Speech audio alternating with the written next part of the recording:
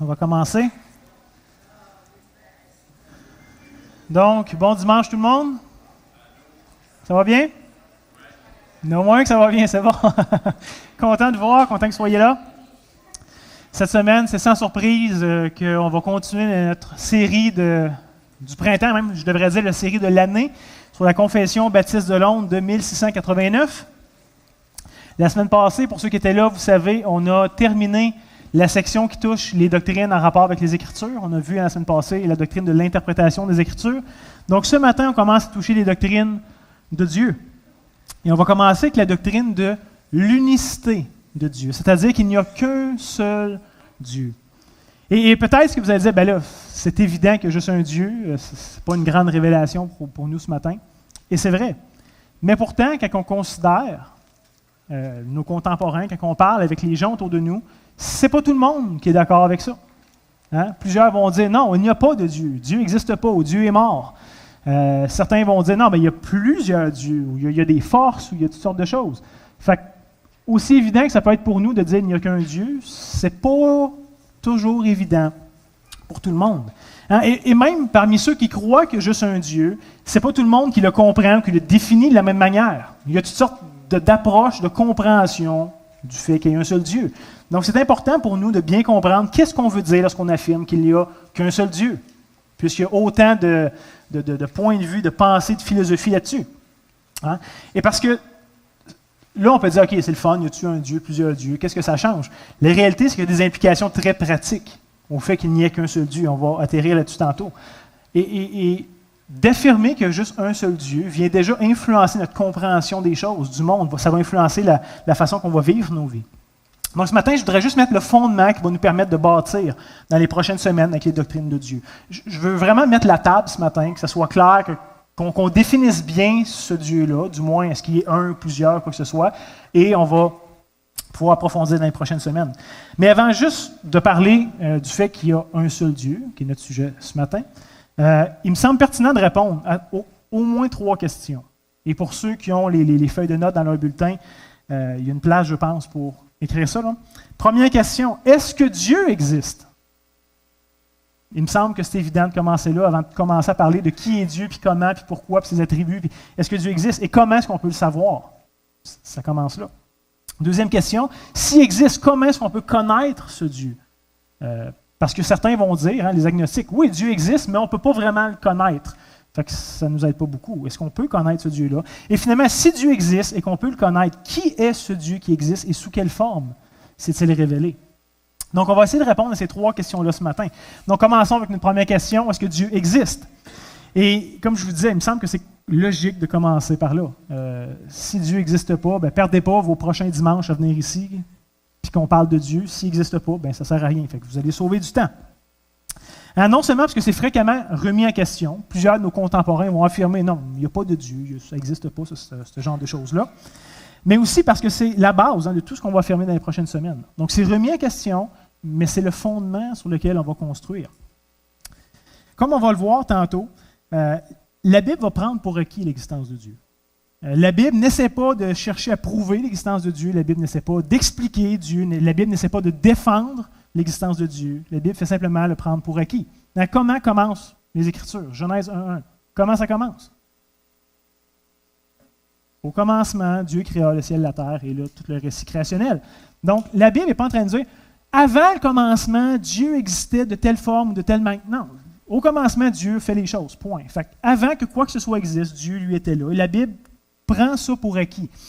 Donc, pour avoir la réponse à la question est-ce que Dieu existe, on devrait peut-être chercher ailleurs que dans la Bible. Puisque la Bible prend pour acquis qu'il existe et ne cherche pas à le prouver.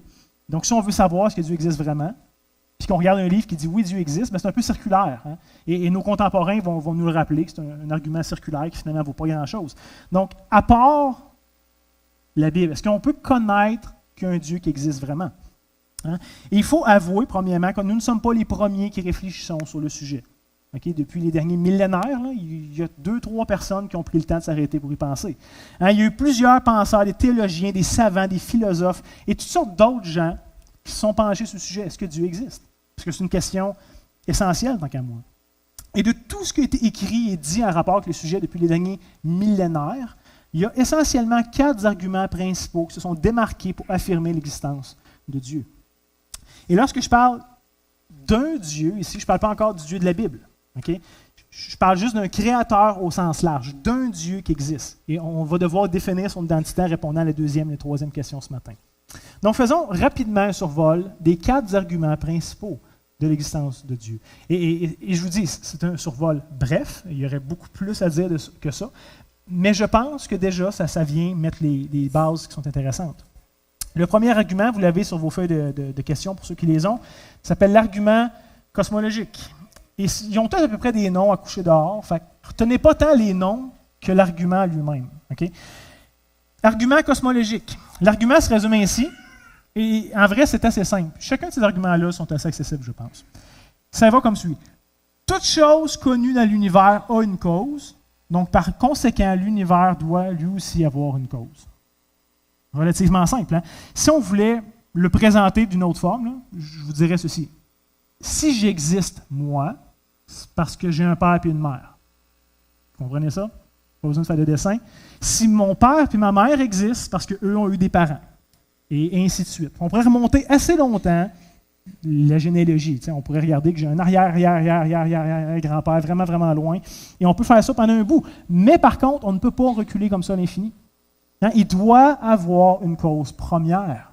Ça serait ridicule d'affirmer qu'il y a juste une série de causes secondes qui se provoquent et qui s'enchaînent depuis toujours.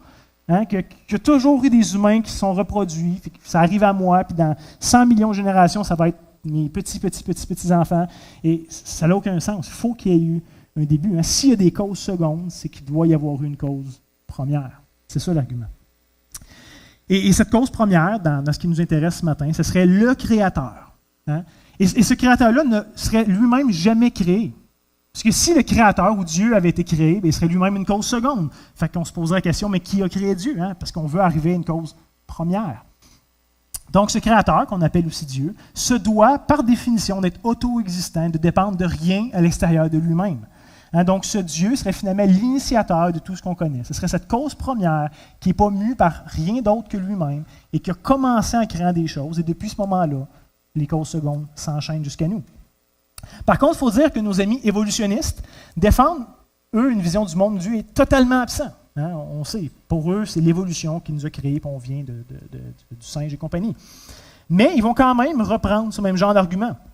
Parce qu'eux aussi acceptent qu'il doit y avoir une cause première à la chaîne de l'évolution, puisqu'on ne peut pas avoir une évolution régressive jusqu'à l'infini. Il doit avoir eu quelque chose au commencement. Donc, ils sont d'accord aussi jusque-là. Mais toutefois, nos amis évolutionnistes, eux, ont un problème majeur que je pense qu'en tant que croyants, on n'a pas. Eux sont incapables d'expliquer clairement quelle a été la cause première. Ils savent que ça a commencé quelque part, mais comment ça a commencé? Beaucoup de misère avec ça. Et ils vont affirmer que ça vient du Big Bang, puis ça a permis comme à la vie d'émerger à travers des gaz, puis des molécules d'eau, puis des façons les plus étranges et les plus improbables. Puis là, la vie a comme fini par sortir de ça. Et depuis ce temps-là, on vit des causes secondes. Mais ils ne sont pas capables d'aller plus loin en nous expliquant, mais c'est quoi qui a causé ce Big Bang-là? Je comprends que tu es capable de remonter de moi, le singe, la grenouille, le tétard, la molécule, le gaz, jusqu'au Big Bang. Mais avant le Big Bang, c'est ça que je veux savoir. C'est qu'est-ce qui a causé le Big Bang? Hein, c'est beau dire qu'il y a eu une explosion cosmique, puis qu'il a tout créé, mais d'où vient cette matière? Hein, parce que quand on parle du Big Bang, on ne parle pas juste de 2-3 petits grains de sable qui se rentrent ensemble dans l'univers. Là. On parle littéralement de milliards de billiards de tonnes de matière. Je veux dire, quand on considère, pensez juste au nombre de tonnes de matière qu'il y a sur notre Terre en ce moment. Je veux dire, c'est des milliards et des milliards. On ne parle même pas de toutes les étoiles, les astéroïdes, les soleils, les galaxies. Je veux dire, notre univers est impressionnant quand on considère toute la matière qui existe. Fait que d'où vient cette matière-là? Et là, ils sont assez mal pris pour répondre. Il y a 2-3 théories peut-être plus populaires qui ont été proposées, mais c'est toute de la pure spéculation et c'est tout un peu improbable selon nos lois de la physique qu'on connaît aujourd'hui. Donc, pour nous qui sommes croyants, par contre, on n'a pas donné plus d'explications que ça. Hein? Dieu est celui qui a souverainement créé l'univers tel qu'on le connaît. Point. Donc, par définition, on n'a pas besoin de répondre à la question, mais qui a créé Dieu? On n'a pas besoin, nous, d'aller une coche plus loin. Parce que ce serait un non-sens de poser la question si Dieu est une cause première.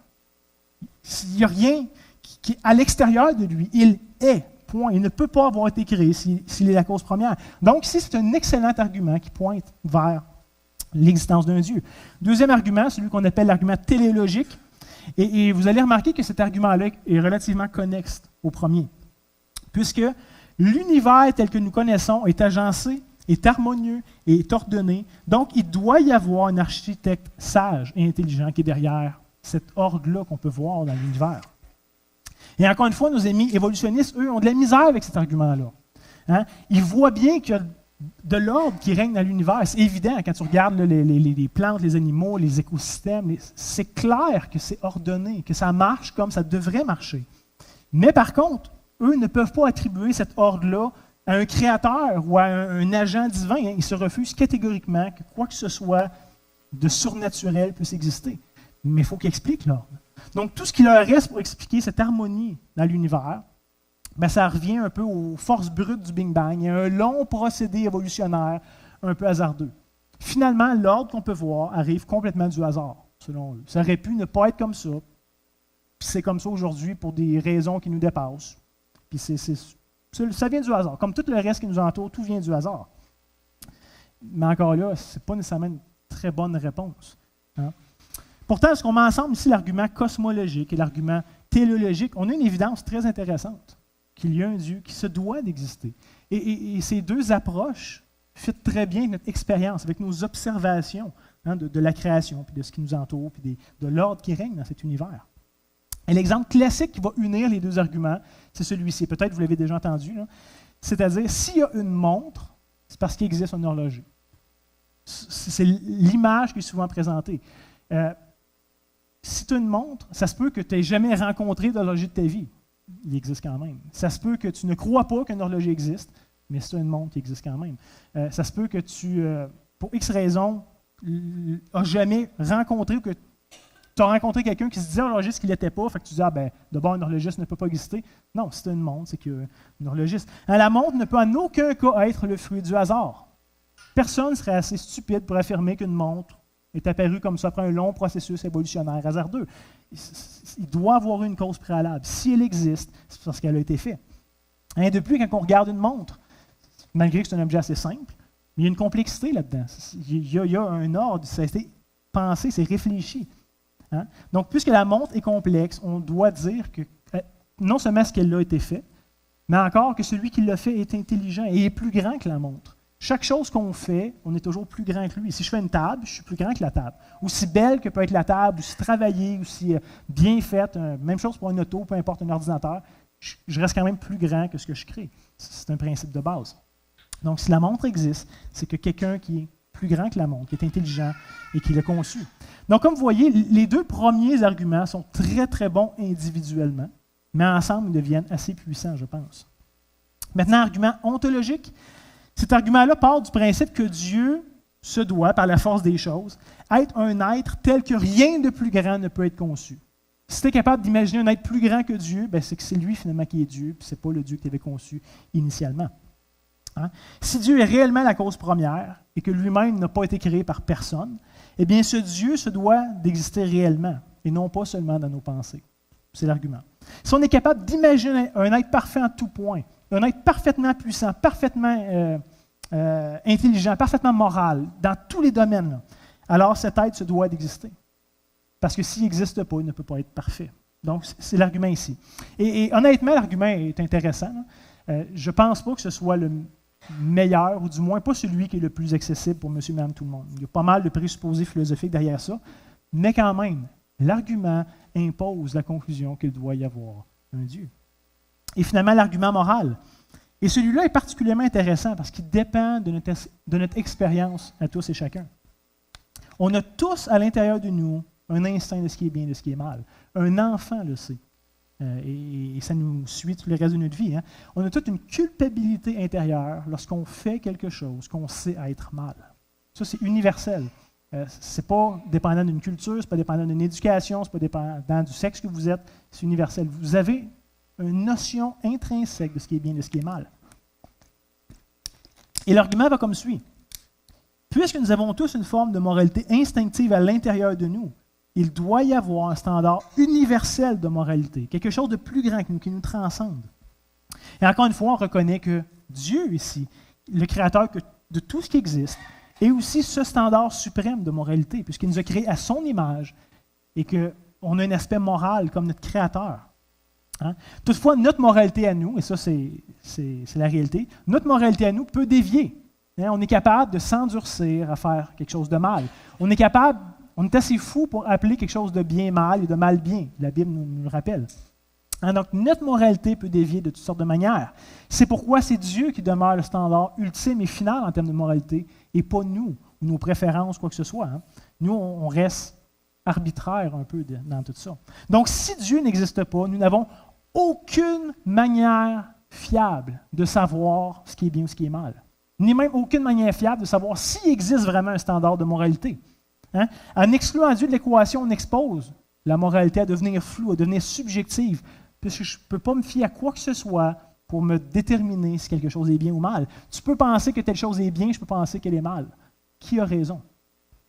À la fin, personne n'est capable de dire ce qui est bien, ce qui est mal sur une base objective. C'est relatif à notre expérience. Hein? Donc, il y a plus de bases sur lesquelles je peux affirmer quoi que ce soit en termes de moralité. Mais puisqu'on sait intrinsèquement ce qui est bien, ce qui est mal, hein, et d'une manière objective, eh bien, l'argument nous dit qu'il doit donc y avoir un standard transcendant de moralité, quelque chose de plus grand, quelque chose d'universel. Donc ça, c'est un résumé très sommaire des 4 arguments. Et c'est les 4 arguments les plus répandus, il y en aurait eu d'autres, mais c'est ceux qui reviennent le plus souvent et qui n'ont pas été détruits non plus dans l'histoire. Il n'y a jamais une réponse intelligente qui a été donnée qui montre que finalement l'argument n'est pas bon. Donc encore aujourd'hui, on peut s'appuyer sur ça. Et ces 4 arguments, comme je disais, pointent vers la nécessité qu'il y ait un Dieu personnel. Non seulement qui existe, mais encore qui est à l'origine de tout ce qui existe. Celui qui a tout créé tel qu'on le connaît. Donc, pour conclure sur les 4 arguments, j'aimerais juste lire une citation de Wayne Grudem que vous avez dans votre bulletin. Et la citation fait simplement nous aider à mettre en perspective de quelle manière ces arguments-là peuvent nous aider à affirmer l'existence de Dieu, ou du moins d'un créateur, au sens large. La citation va comme suit. « Parce que tous ces arguments, parlant des 4 qu'on vient de voir, tous ces arguments sont fondés sur des faits relatifs à la création, que sont des faits réels. Nous pouvons dire que toutes ces preuves, lorsqu'elles sont formulées avec soin, sont objectivement parlant des preuves valables. Elles sont valables parce qu'elles évaluent correctement les témoignages en faveur de l'existence de Dieu et arrivent ainsi à une conclusion exacte. En fait, l'univers a vraiment Dieu pour cause, donc l'argument cosmologique. Il témoigne vraiment d'un dessein déterminé, argument téléologique. Il est vraiment un être tel que rien de plus grand ne peut être conçu, ce qui était l'argument ontologique. Et Dieu nous a vraiment donné la notion du bien et du mal et la conviction qu'un jour justice sera faite. Hein, ça, c'est l'argument moral. Les faits auxquels ces preuves se réfèrent sont donc véridiques et en ce sens, les preuves sont valables, même si tous ne se laissent pas persuader par celles-ci. Lorsqu'on parle d'arguments qui présentent l'existence de Dieu, on n'est pas en train de dire que tout le monde va y croire. Ce n'est pas parce que l'argument est bon, puis que personne n'est capable de le détruire, puis qui pointe nécessairement vers l'existence d'un Dieu que tout le monde va le reconnaître pour autant. Et ça, c'est une nuance qui vaut la peine d'être faite. Donc maintenant, quand même qu'on a vu qu'il doit y avoir un Dieu, on est rendu à notre deuxième question, comment connaître ce Dieu? Parce que vous n'êtes pas sans savoir qu'il existe des centaines de divinités aujourd'hui et au travers des âges. Je vous ai lisé un peu en termes sur les religions qu'il y a déjà eu, qui existent encore, puis il y a littéralement des centaines de possibilités de Dieu. Est-ce que toutes ces possibilités-là sont vraies? Je vous propose que non. Hein, des fois, il y a une compréhension d'un Dieu qui vient contredire drastiquement une autre. Les deux ne peuvent pas être vrais à la fois. Donc, il y en a qui sont vrais, il y en a qui ne sont pas vrais là-dedans. Mais comment savoir lequel ou lesquels sont vrais, puis lequel ou lesquels sont faux? Hein, si vous demandiez à une personne qui pratique l'hindouisme, elle va vous présenter des dizaines de dieux, littéralement, qui sont en interaction les uns avec les autres, puis qui gèrent l'univers comme qu'on le connaît. Hein, si vous demandez à des gens qui adhèrent plus à des religions orientales, ils vont vous dire non, il n'y a pas de Dieu, mais il y a comme une force ou des forces, dépendamment des courants de pensée. C'est ces forces-là qui influencent notre monde, puis qu'on peut connecter avec ces forces-là, puis fait que c'est un peu plus mystique. Si vous demandez à un témoin de Jéhovah, il va vous répondre non, il y a un seul grand Dieu. Mais il y a aussi Jésus à côté qui est comme un petit Dieu. Il n'est pas vraiment comme le grand Dieu, mais il est plus qu'un homme, fait qu'ils ne savent pas trop quoi faire avec ça, fait qu'ils ont dit, mais il y a un grand Dieu puis un petit Dieu. Si vous demandez à un musulman ou à un juif, les deux vont vous dire non. Il n'y a qu'un seul Dieu, point barre.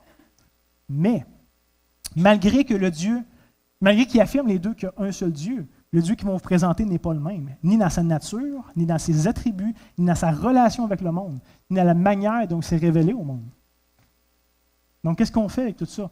Avec autant de diversité, autant de choix, autant de compréhension de Dieu ou d'être divin, qu'est-ce qu'on fait avec ça? Est-ce que finalement tout le monde a raison et que tout le monde a le droit, dans le fond, d'avoir sa perception, sa compréhension de Dieu, puis que l'important, c'est juste d'y croire?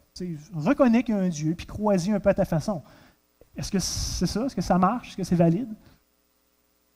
Jacques, l'auteur du livre de Jacques, ne semble pas tout à fait de cet avis-là. Il va nous dire en Jacques 2,19, il va dire, tu crois qu'il n'y a qu'un seul Dieu? Bravo, thumbs up, tu fais bien. Mais le problème, c'est que les démons croient aussi et tremblent. Donc, de croire qu'il y a juste un Dieu n'est pas suffisant. Dans son argument, les démons ne sont pas en train d'adorer Dieu comme il mérite d'être adoré. Ils savent qu'il existe, puis ils savent qu'il y en a juste un, mais ça s'arrête là. Ça ne leur est d'aucune utilité dans leur existence, ni dans la finalité qui les attend. Hein? Est-ce que finalement c'est correct qu'on comprenne Dieu différemment, et que dans le fond, ça se peut qu'il soit révélé de différentes façons, sous différentes formes, puis prends la forme que tu es à l'aise avec, puis celle que tu comprends le mieux, puis suis ça. Et la réponse est évidemment non. Hein? Au contraire, comme on l'a vu durant les dernières semaines, quand on réfléchissait aux doctrines des Écritures, Dieu s'est révélé dans les Écritures saintes. Hein? La Bible est donc la seule source de connaissance vraie, fiable et autoritaire. Lorsqu'on parle de connaître Dieu, puisque c'est le moyen par lequel Dieu a voulu se révéler à nous. Et je sais que ça sonne tellement arrogant de dire ça dans une société où il y a plein de vérités qui s'équivalent, mais de dire non, c'est de cette façon-là que Dieu s'est révélé à nous, ça exclut les autres. Et je sais que ça peut sonner arrogant, mais c'est quand même pas moins ce que la Bible prétendait de même. Hein? Et d'ailleurs, nous, en tant que chrétiens, on n'est pas ouverts à toutes les théories possibles en tant que Dieu. Certains vont, des fois, on parle avec des collègues de travail, des amis, puis ils disent, toi, tu le comprends comme ça, moi, je le comprends comme ça, puis j'ai ma spiritualité, tu as la sienne, c'est correct. Puis, ils sont ouverts, ils ne disent pas, non, t'as tort, toi, le chrétien, moi, j'ai raison. Ils vont être souvent ouverts à toutes sortes de choses. Mais le christianisme est quelque chose d'exclusif. On n'est pas en train de dire, toutes les théories se valent, puis dans le fond, non. On n'est pas ouvert à toutes les théories possibles, mais au contraire, on veut tout vérifier et tout analyser selon le témoignage des Écritures. Hein? Si elles sont vraies, si elles sont autoritaires, si elles sont vraiment paroles de Dieu, c'est selon elles qu'on veut analyser les choses. Hein? Ce sont elles qui sont notre guide et on va affirmer si elles affirment, on va rejeter si elles rejettent. C'est quelque chose qui n'est pas trop populaire aujourd'hui. Et comme j'ai déjà dit, quand on regarde la création, puis on a vu ça déjà dans les dernières semaines, on peut assez facilement arriver au fait qu'il y a un Dieu. Hein, c'est un des arguments assez forts. On regarde autour de nous l'ordre et tout ce qu'on vient de parler, là, et ça pointe vers le fait qu'il y a un Dieu. Mais comme David l'a dit, cette connaissance de la révélation naturelle est insuffisante pour nous aider à connaître ce Dieu. Ça fait juste nous dire, il y a un Dieu, c'est un fait. Mais on n'est pas capable de le connaître plus loin que ça. Hein, et d'ailleurs, ce n'est pas une vérité réservée uniquement aux chrétiens. Je veux dire, tout le monde qui a des yeux et qui vit dans le monde est capable d'arriver à cette conclusion-là, qu'il y a un Dieu. Et ça explique d'ailleurs le grand nombre de religions, de compréhension de Dieu. Plusieurs regardent autour d'eux et disent, il faut qu'il y ait quelque chose de plus grand. Et ils vont l'appeler Dieu ou des dieux, peu importe. Mais par nos observations de la création seule, personne n'est en mesure de décrire ce Dieu qu'en est l'auteur. On peut juste constater qu'il est là. Et je vous propose que c'est un grand danger pour nous de servir et d'adorer un Dieu qu'on ne connaît pas. De simplement arriver au fait de dire, il y a un Dieu, puis moi, je vais le servir, je vais l'adorer de telle et telle façon. Ça se peut que tu te trompes. Si lui s'attend à telle et telle chose de toi, puis toi, tu le fais pas, tu as beau vouloir le servir, tu es quand même dans le champ. Donc, d'adorer ce qu'on ne connaît pas est dangereux. Donc, le fait qu'il y ait un Dieu dans la création nous pointe seulement vers le fait qu'il existe. Et ça nous condamne.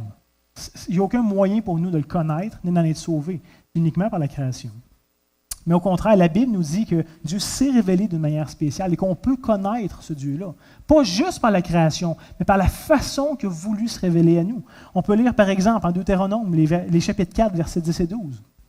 On peut lire « Souviens-toi du jour où tu te présentas devant l'Éternel ton Dieu à Horeb, lorsque l'Éternel me dit « Assemble auprès de moi le peuple. Je veux leur faire entendre mes paroles, afin qu'ils apprennent à me craindre tout le temps qu'ils vivront sur la terre, et afin qu'ils les enseignent à leurs enfants. » Donc Dieu a voulu se révéler, se manifester. Dans ce cas-ci, c'est une voix audible, mais il n'aurait pas pu apprendre à connaître Dieu et à apprendre à suivre ses enseignements si ce n'était pas d'une révélation spéciale. Verset 11, « Vous vous approchâtes et vous vous tîntes au pied de la montagne. La montagne était embrasée, les flammes s'élevaient jusqu'au milieu du ciel. Il y avait des ténèbres, des nuées, de l'obscurité. Et l'Éternel vous parla du milieu du feu, et vous entendîtes le son de ses paroles, mais vous ne vîmes point de figure, vous n'entendîtes qu'une voix. » Donc, ne serait-ce ici que par voix audible, Dieu a dû se révéler à Israël. On peut lire en Jean 1, verset 18. L'affirmation est assez claire. Personne n'a jamais vu Dieu. Point barre. Mais, je nous dis, le Fils unique, qui est dans le sein du Père, parlant de Jésus ici, c'est celui qui l'a fait connaître. Donc, Jésus a dû nous donner une révélation de qui est Dieu. Révélation ultime. Dieu, ce n'est pas juste révélé à travers des écrits, ce n'est pas juste révélé à travers des voix audibles, c'est révélé dans une personne, en s'incarnant. Jésus, cette révélation ultime de qui est Dieu. Hein, vous vous rappelez, il peut dire, je pense à Thomas à la fin, il dit, mais celui qui m'a vu a vu le Père. Je suis la meilleure représentation qui existe de Dieu, puisqu'il était lui-même Dieu. On pense aussi à 1 Timothée, chapitre 1, verset 17, Paul va écrire, « Au roi des siècles, immortel, invisible, donc on ne peut pas voir, seul Dieu, donc il n'y en a rien qu'un, soit honneur et gloire au siècle des siècles. Amen. » Paul va écrire un peu plus loin, 1 Timothée 6, verset 13 à 16. « Je te recommande devant Dieu, qui donne la vie à toutes choses, et devant Jésus-Christ, qui fit une belle confession devant Ponce Pilate, de garder le commandement et de vivre sans tâche, sans reproche, jusqu'à l'apparition de notre Seigneur Jésus-Christ, que manifestera, donc il y a une révélation ici, que manifestera en son temps le bienheureux et seul souverain, le roi des rois, le Seigneur des seigneurs, qui seul possède l'immortalité et qui habite une lumière inaccessible, que nul homme n'a vu ni ne peut voir, et qui appartiennent l'honneur et la puissance éternelle. Amen. Donc ici, c'est clair, un Dieu qu'on ne peut connaître à l'extérieur d'une révélation de lui-même. Hein? Pour nous, Dieu ne peut pas être connu en aucune façon, du moins d'aucune façon sûre, sans une révélation spéciale. Nous, en tant qu'être humain, on est limité à nos sens pour connaître Dieu. Et pour connaître quoi que ce soit, vous ne pouvez pas rien connaître vraiment à l'extérieur de vos 5 sens. Donc, comment voulez-vous connaître un Dieu s'il n'est pas physique, s'il n'est pas visible, s'il n'est pas observable par la science, ni d'aucune autre manière? Quel moyen avez-vous de connaître ce Dieu? Vous n'en avez aucun. Donc, une chance pour nous que Dieu a décidé de se révéler. Et de se révéler d'une façon écrite, qu'on pouvait lire, comprendre, traduire, étudier, réfléchir. Dieu n'a pas juste se révélé par des paroles, puis là, il faut fier une tradition orale, un peu obscure, qui peut s'être altérée, puis on ne le sait plus vraiment. Non, une écriture qui se passe, qui se copie. C'est une base fiable ici. Et peut-être qu'on ne se rend pas compte du privilège qu'on a d'avoir cette écriture, cette révélation spéciale de Dieu accessible dans notre langue, qu'on peut nous aussi la comprendre, que c'était transmis jusqu'à nous. C'est tout un privilège et souvent qu'on ne réalise pas. Nous, on a une Bible, c'est la Bible, c'est correct. Mais ça, on accepte vraiment que c'est la parole de Dieu, que c'est sa révélation qu'il a voulu faire de lui-même, de sa volonté, de qui il est, de ce qui s'attend de nous. Et qu'on ne peut rien connaître de ces choses-là à l'extérieur de lui qui s'est révélé. La Bible devient vraiment précieuse. Hein? Et il y a encore des peuples qui n'ont pas accès à cette Bible-là.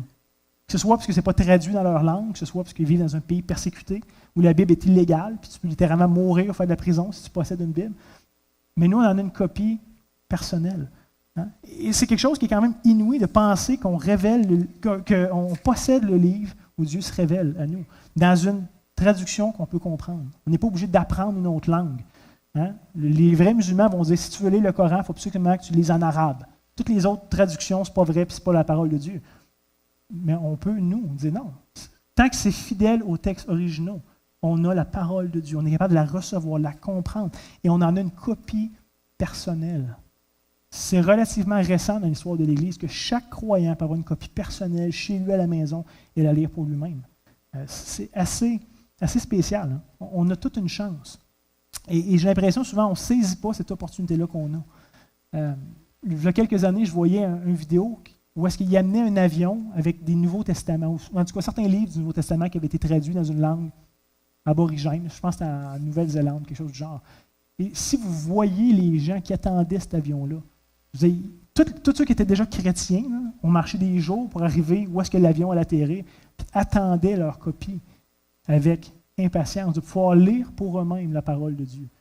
C'était quelque chose d'extraordinaire pour eux. Et pour nous, souvent, malheureusement, on le prend pour acquis. Hein. Mais chérissons l'accès qu'on a à la Bible. Faisons-en une priorité dans nos vies. Lisons-la régulièrement avec sérieux. Si c'est vraiment Dieu qui en est l'auteur, c'est tout un privilège qu'on a de pouvoir le lire. Donc, ceci étant dit, voyons maintenant ce que la Bible, qui est une source de révélation fiable, comme on a vu depuis les dernières semaines, qu'est-ce que cette Bible-là nous présente au sujet de Dieu? Si c'est révélé de cette manière-là, de quelle façon est-ce que c'est révélé à nous? Et je vous dis tout de suite, on n'entre pas tout de suite dans tous les attributs de Dieu et toutes les autres affaires. Les prochaines semaines, on va aborder ces sujets-là. Mais commençons simplement par savoir combien la Bible nous dit qu'il y a de Dieu. Hein? Comme je vous dis, ça ne fait pas consensus parmi nous. Parmi nous, oui, mais pas parmi le monde. Hein? Combien est-il de Dieu? Et la Bible est assez claire. Si je vous demandais combien la Bible présente que de Dieu, la réponse est 1. Effectivement. Hein, si on pense au texte de Deutéronome, chapitre 6, verset 4, hein, que les Juifs ont appelé le Shema, qui est l'affirmation de qui est Dieu. Si vous le demandez à un bon Juif, là, qui est Dieu, c'est sûr qu'il vous amène à ce texte-là. Ils les récitent ensemble assez régulièrement. Et on peut simplement y lire « Écoute, Israël, l'Éternel notre Dieu est le seul éternel. » Et dans nos traductions françaises, on traduit souvent par « le seul éternel », mais littéralement, dans les langues originales, on lit « l'Éternel notre Dieu est un ». Donc, ce n'est pas juste l'idée qu'il est le seul qui existe, mais c'est l'idée qu'il est un seul dans sa nature, dans sa composition, dans qui il est. On peut lire Ésaïe 44, 6, où on lit « Ainsi parle l'Éternel, le roi d'Israël et son Rédempteur, l'Éternel des armées. Je suis le premier, je suis le dernier. Hors de moi, il n'y a point de Dieu. » 1 Thessaloniciens, chapitre 1, verset 9. « Car on raconte à notre sujet quel accès nous avons eu auprès de vous et comment vous vous êtes convertis à Dieu en abandonnant les idoles pour servir le Dieu vivant et vrai. » Hein, donc la Bible va affirmer ouvertement, j'aurais pu citer plusieurs autres textes, qu'il n'y a qu'un seul Dieu. Donc toutes les pensées, toutes les philosophies qui disent non, il n'y a pas de Dieu, eh bien, elles se trompent. Il y a un Dieu. Si tu penses qu'il y en a 0, tu es dans le champ, parce qu'il y en a un.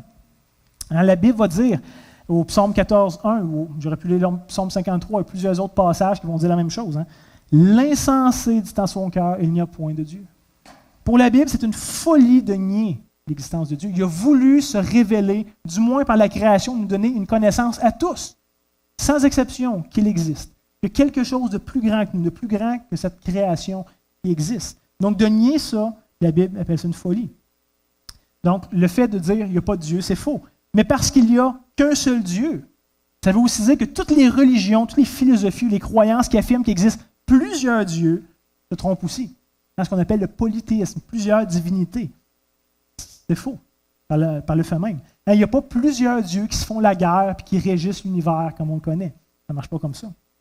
Et par le fait même, en tant que chrétien, on n'adhère pas non plus à l'idée d'une genre de force neutre qui existe et qui influence à la fois le bien ou à la fois le mal.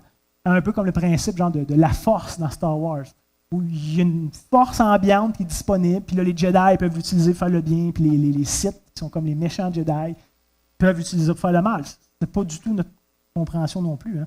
Puisqu'il n'y a qu'un seul Dieu, il a autorité et préséance sur toute chose de la création. Il est au-dessus de ça. Tout ce qui existe littéralement dépend de lui pour leur existence, pour avoir été créés, mais dépend aussi de lui pour leur subsistance, pour le fait qu'ils existent encore. On lit ça entre autres en Romains chapitre 11, verset 36. C'est de lui, en parlant de Dieu, par lui, pour lui, que sont toutes choses, à lui la gloire dans tous les siècles. Amen. Paul va rendre ça encore plus clair en Colossiens chapitre 1, verset 16 et 17.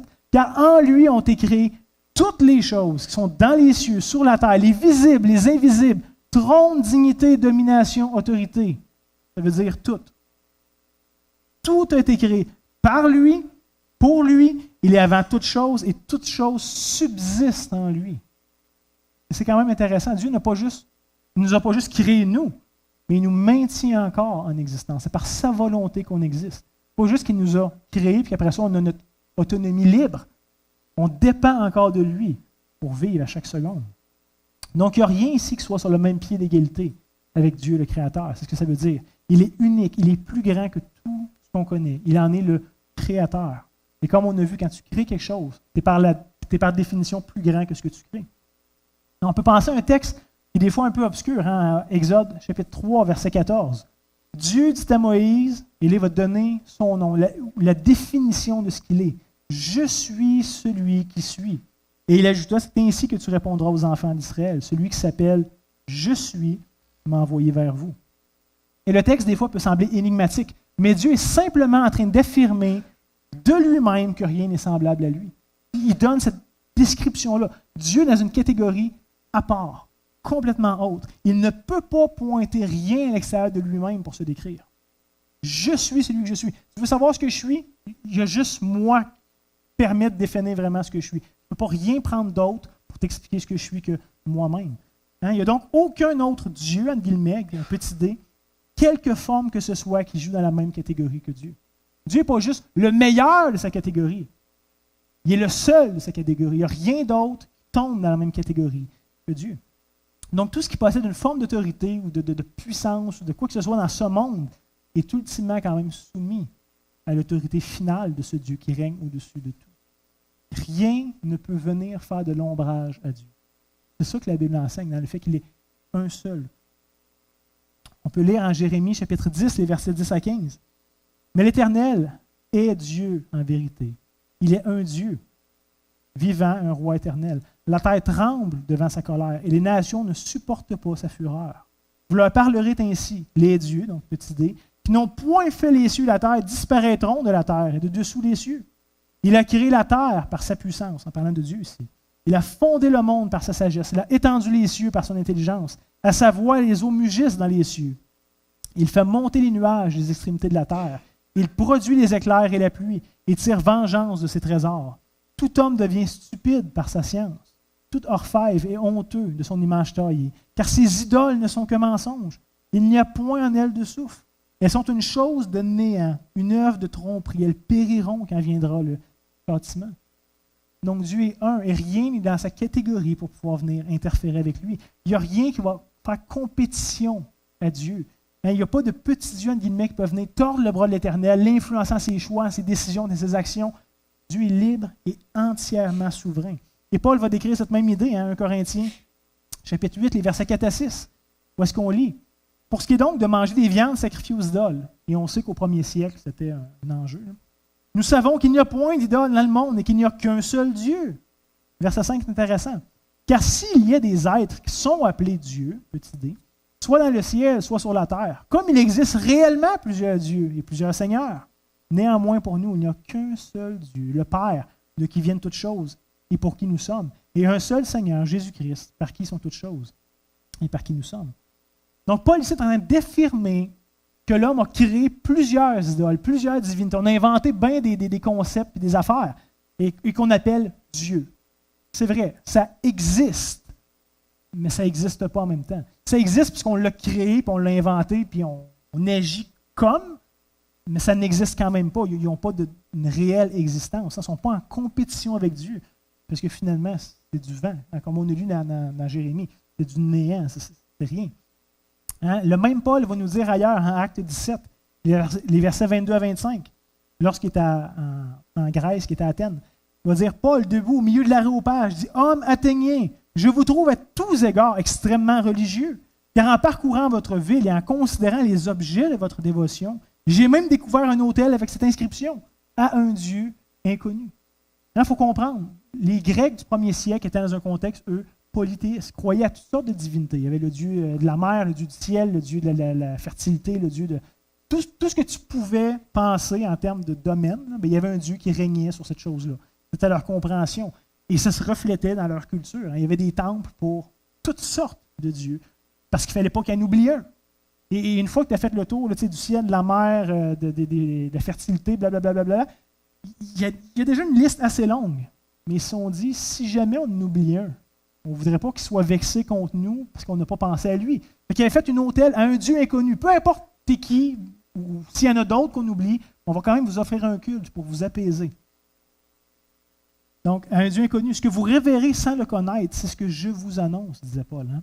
Verset 24, le Dieu, donc pas les dieux, déjà là, ça devait contraster avec la compréhension des Athéniens, le Dieu qui a fait le monde et tout ce qui s'y trouve, étant le Seigneur du ciel et de la terre, n'habite point dans des temples faits de mains d'hommes et n'est point servi par des mains humaines, comme s'il avait besoin de quoi que ce soit.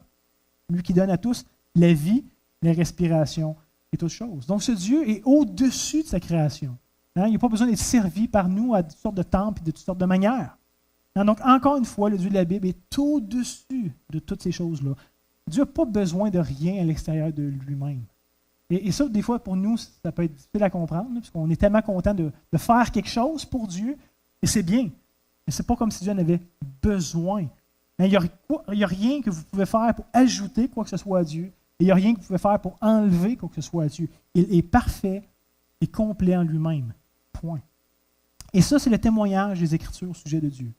N'oubliez pas que ces Écritures-là qui nous racontent ça au sujet de Dieu ont été inspirées par lui-même. C'est sa révélation qu'on lit ici.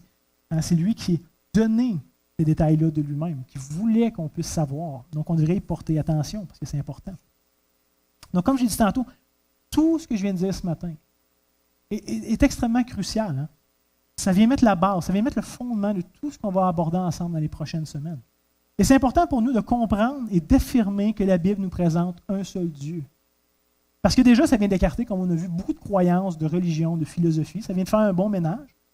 Mais par contre, hein, pour l'instant, la définition reste assez large pour les trois grandes religions monothéistes. Peut-être encore. Ils disent, oui, il n'y a qu'un seul Dieu. Hein, le judaïsme, le christianisme et l'islam. Les trois vont affirmer qu'il n'y a qu'un seul Dieu. Donc, est-ce que les trois ont raison pour autant? Pas nécessairement. Dans les prochaines semaines, on va aboutir éventuellement à la doctrine de la Trinité. Et j'en parle pas ce matin, ce n'est pas le sujet, là. Mais cette doctrine de la Trinité va distinguer radicalement le christianisme des deux autres religions monothéistes, hein, du judaïsme et de l'islam. Mais n'oubliez pas que même lorsqu'on va présenter la Trinité, on le fait sur la base qu'il n'y a qu'un seul Dieu. Et plusieurs hérésies ont commencé à cause d'une mauvaise compréhension de Dieu. Hein? D'un côté, certains vont accuser les chrétiens de croire à trois dieux, ce qui est faux. On accepte le témoignage des Écritures qu'il n'y a qu'un seul Dieu. Mais de l'autre côté, certains chrétiens ont dévié l'enseignement de la Bible, de la Trinité, en affirmant que Jésus, le Saint-Esprit, ne pouvait pas être Dieu, puisqu'il n'existe qu'un seul Dieu. Donc, ici, il faut faire très attention. On a besoin de bien se nuancer. Et si on comprend mal le fondement, il y a un risque pour nous, plus tard, d'être erroné. Hein? Et ça devient dangereux, parce que la doctrine du salut, la doctrine de l'Évangile dépendent de qui est Dieu. Hein? Donc, si on manque le bateau, si on ne comprend pas bien, si on a des mauvaises bases, on peut vraiment s'égarer. Et pas dans des choses secondaires qui finalement n'ont aucun impact. Mais on va s'égarer dans ce qui a vraiment le plus d'importance pour nous. Donc, peut-être que la doctrine de l'unicité de Dieu était prise pour acquis par la grande majorité d'entre vous. Je ne pense pas que personne ait une révélation spéciale ce matin, là. Mais elle n'est pas moins importante pour autant. Les Écritures sont explicites, sont claires. Je veux dire, c'est évident quand tu lis la Bible, 30 secondes, qu'il y a un Dieu. Hein? Mais quand même, cette doctrine-là n'est pas banale, n'est pas inutile, parce qu'elle nous permet de comprendre le reste de qui est Dieu, la manière qui s'est révélée dans le reste de la Bible. Donc, pensez pas qu'on a perdu notre temps aujourd'hui, ou que c'était comme finalement pas si important. Au contraire, on va pouvoir avancer beaucoup plus loin en ayant bien établi cette base-là. Et maintenant, même, je vous dirais, il y a une grande source de joie. Il y a une grande source de sécurité pour nous du savoir qu'il n'y a qu'un seul Dieu.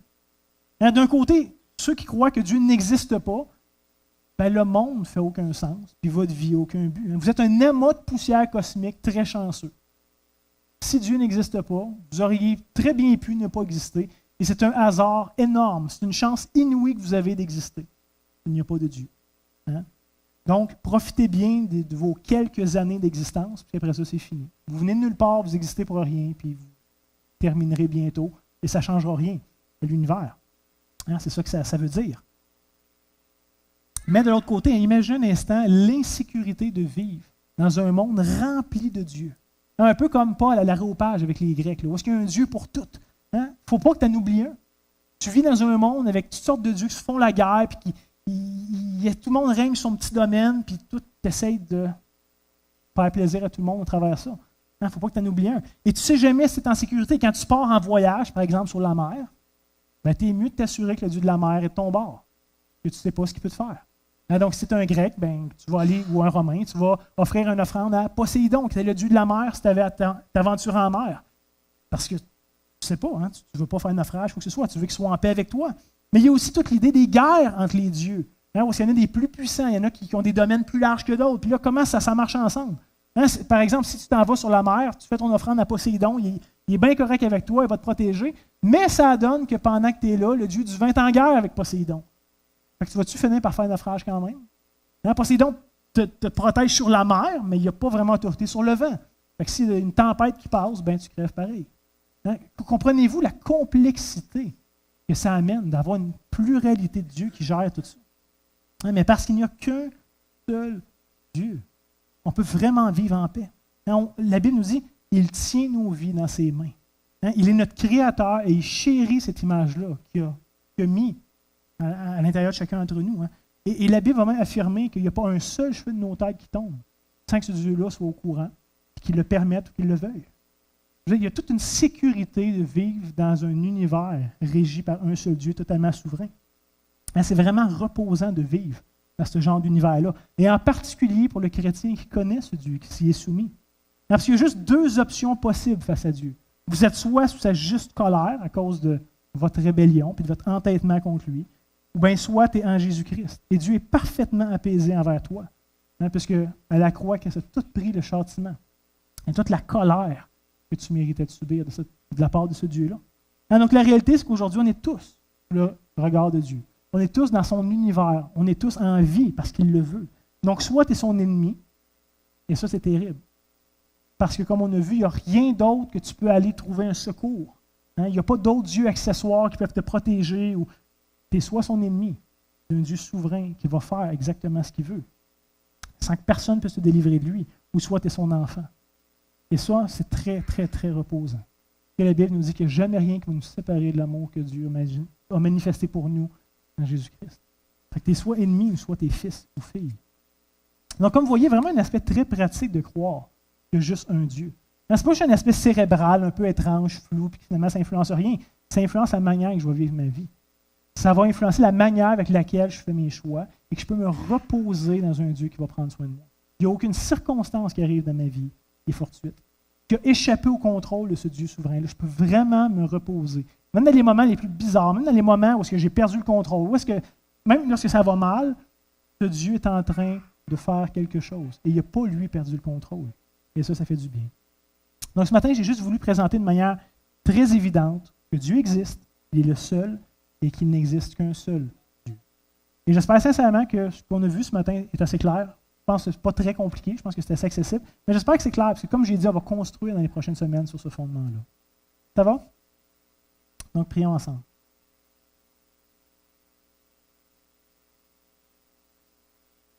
Donc, Seigneur Dieu, encore une fois, merci d'avoir voulu te révéler à nous.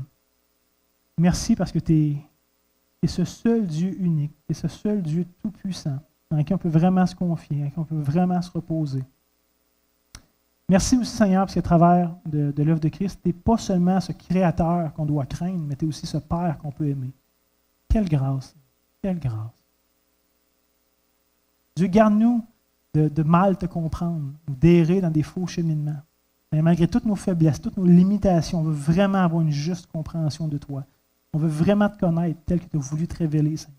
On ne veut pas juste t'interpréter à notre goût, puis ce n'est pas nos opinions qui, à la fin, devraient trancher, mais on veut vraiment te connaître comme tu as voulu qu'on te connaisse. On veut vraiment être capable de discerner entre la vérité et le mensonge, Seigneur. Il y a une question de vie ou de mort dans tout ça. Ce n'est pas juste des opinions, des idées. Seigneur, puis on ne veut pas juste connaître ce qui est vrai pour mépriser ceux qui sont dans l'erreur. Au contraire, on veut être capable de les pointer vers toi. Mais on veut savoir, premièrement, ce qu'on croit est réellement vrai. Seigneur, donne-nous d'être courageux, donne-nous de prendre position pour la vérité, qui est de plus en plus mal perçue dans notre société, on est vu comme arrogant, comme méchant, comme intolérant si on dit quelque chose est faux, Seigneur. Mais aide-nous à être courageux, à prendre position pour la vérité. Seigneur, on veut te dire que c'est vraiment un honneur, c'est vraiment un privilège, c'est vraiment une grande joie de pouvoir te connaître. Quelle grâce! Permets-nous, Seigneur, de croître davantage en connaissance de toi. Et on veut te demander ces choses-là pour que tu puisses en recevoir toute la gloire que tu mérites. On est vraiment digne. Merci. Amen. Donc, que Dieu vous garde cette semaine et on se voit la semaine prochaine.